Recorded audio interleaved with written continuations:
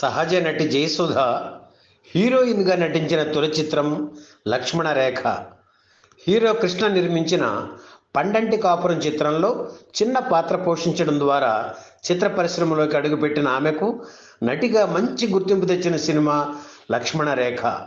హీరోయిన్గానే కాదు, భవిష్యత్తులో క్యారెక్టర్ ఆర్టిస్టుగా కూడా ఆమె పేరు తెచ్చుకోగలదు అనే సంకేతం ఈ చిత్రం ఇచ్చింది.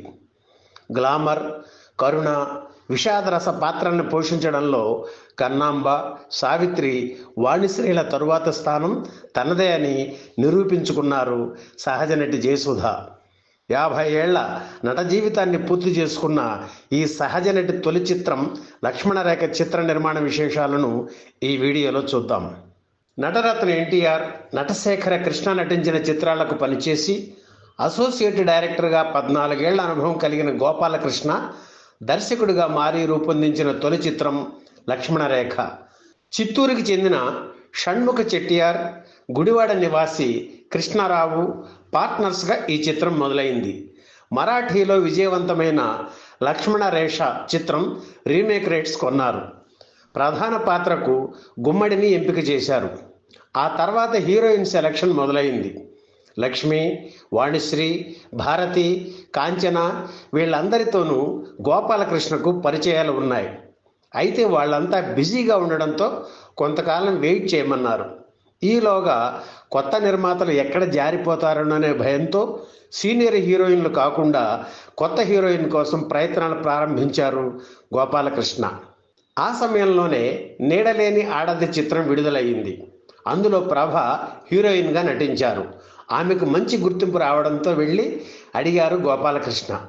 నటించడానికి ప్రభ ఉత్సాహం చూపించిన ఆ చిత్ర నిర్మాత నవశక్తి గంగాధరరావు అనుమతిస్తే తప్ప బయటి చిత్రాలు అంగీకరించడానికి వీల్లేదు. ఆయన్ని అడగడానికి గోపాలకృష్ణకు ఇష్టం లేకపోవడంతో హీరోయిన్ కోసం వేట తిరిగి ప్రారంభించారు. ఒకరోజు చెన్నైలోని రామ్ థియేటర్లో నోము చిత్రం చూశారు గోపాలకృష్ణ. అందులో శరత్ బాబు చెల్లెలుగా నటించిన జయసుధ ఆయన్ని ఆకర్షించింది. తన పాత్రకు ఆమె సరిపోతుందని ఫీల్ అయ్యారు. వెంటనే నిర్మాతలకు చెప్పి ఆమెను ఓకే చేశారు. ఇంత త్వరగా హీరోయిన్ ఛాన్స్ వస్తుందని ఊహించని జయసుధ తల్లిదండ్రులు ఈ ఆఫర్ వినగానే ఎగిరి గంతేశారు. లక్ష్మణ రేఖ చిత్రం పాటల రికార్డింగుకు గుమ్మడి కూడా వచ్చారు. మన హీరోయిన్ అంటూ జయసుధను ఆయనకు పరిచయం చేశారు గోపాలకృష్ణ. అదేమిటి సార్, దర్శకుడిగా ఇది మీకు తొలి సినిమా, ఒక పెద్ద హీరోయిన్ పెట్టుకుంటే సినిమాకి ఎస్సెట్ అవుతుంది, కథ కూడా బాగుంది, ఇంతవరకు హీరోయిన్గా నటించిన అమ్మాయిని తీసుకుంటే పాత్రకు న్యాయం చేయగలదో లేదో మరోసారి ఆలోచించుకోండి అని చెప్పారు. పండంటి కాపురం చిత్రంలో గుమ్మడి కూతురుగా జయసుధ నటించారు. ఆ అనుభవంతో ఈమెకు తెలుగు రాదు కదండి అని కూడా అన్నారు జయసుధ తల్లిదండ్రులు ఎదుటే. గుమ్మడి ఇలా అనడంతో వాళ్ళు కంగారు పడ్డారు. వేషం ఎక్కడ మిస్ అవుతుందో అని భయపడ్డారు. కానీ గోపాలకృష్ణ గుమ్మడిని కన్విన్స్ చేసి ఒప్పించారు. లక్ష్మణ రేఖ యాంటీ హీరో పాత్రను చంద్రమోహన్ పోషించారు. గోపాలకృష్ణ మిత్రుడే ఆయన.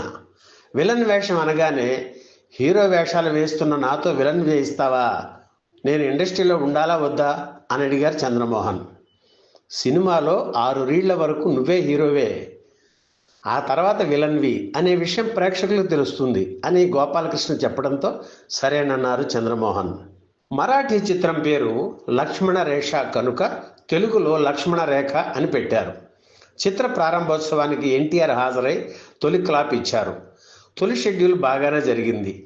6 రీల్స్ తయారయ్యాక ఆర్థిక ఇబ్బందులు మొదలై ఒకరోజు సినిమా ఆగిపోయింది. కొత్త నిర్మాతలు, దర్శకుడు అనగానే ఫైనాన్స్ పుట్టలేదు. నిర్మాతలు డబ్బు వేటలో ఉండగా ఒకరోజు జయసుధ వీళ్ళ ఆఫీస్కి వచ్చి, బాలచంద్ర గారు అపూర్వ రాగంగల్ చిత్రం తీస్తూ కొత్త హీరోయిన్ కోసం వెతుకుతున్నారు, మన సినిమా రష్ చూస్తే నాకు తప్పకుండా అవకాశం ఇస్తారు ప్లీజ్ అని ప్రాధేయపడడంతో బాలచంద్రకు రష్ చూపించారు గోపాలకృష్ణ. ఆయనకు జయసుధ నటన నచ్చి హీరోయిన్గా తీసుకున్నారు.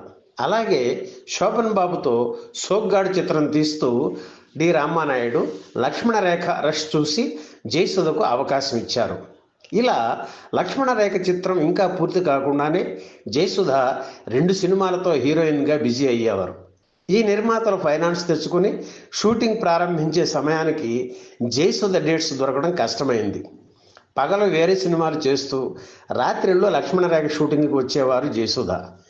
ఈ అమ్మాయి కోసం మేము నైట్ పని చేయాలా అని గుమ్మడి విసుక్కునేవారు. ఈ సినిమాలో జయసుధని పెళ్ళాడాలనుకునే యువకుడి పాత్రను మురళీమోహన్ పోషించారు. ఈ పాత్రకు మొదట నరసింహరాజును తీసుకోవాలని అనుకున్న మురళీమోహన్ వచ్చి రిక్వెస్ట్ చేయడంతో ఆయనకు ఆ పాత్ర ఇచ్చారు. ఆ రోజుల్లో సినిమా విడుదలకు ముందు థియేటర్లో ట్రైలర్లు రిలీజ్ చేసేవారు. అయితే అది ఖర్చుతో కూడుకున్న వ్యవహారం కనుక చవకలో అయిపోతుందని సౌండ్ ట్రైలర్ తయారు చేసి విడుదల చేశారు. ఒక బామ్మ తన మనవడిని లక్ష్మణరేఖ ఏమిటిరా అని అడుగుతుంది. ఇందులో బామ్మగా నిర్మలమ్మ, మనవడిగా మాస్టర్ సాయి కుమార్ తమ గొంతు అరువు ఇచ్చారు. ఆ మాస్టర్ సాయి కుమారే నేటి నటుడు సాయి కుమార్. 1975 సెప్టెంబర్ 12న విడుదలైన లక్ష్మణరేఖ చిత్రం ఘన విజయం సాధించింది.